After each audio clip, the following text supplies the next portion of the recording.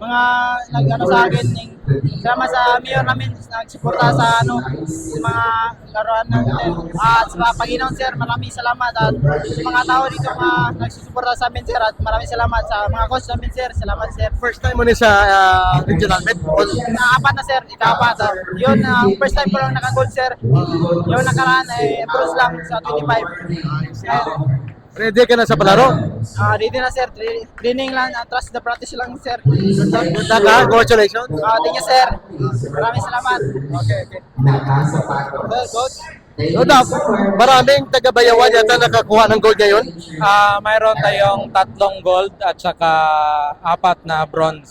3 gold na naman na bronze. Lahat yun sa boxing lang. Yes. Aha. So anong sekreto natin sa bakit maraming mga Bayawan malalakas sa boxing? Siguro ang sekreto is practice lang.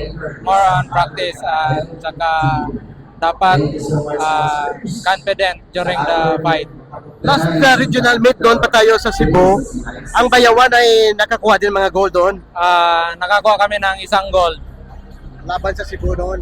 Cebu. So malaking chance natin sa palaro ngayon na combine ng Negros Occidental. Siguro kasi malakas ang team ng NIR. Sino pangalan natin, sir? Arnold Arevalo. Salamat, sir. Salamat. Thank you.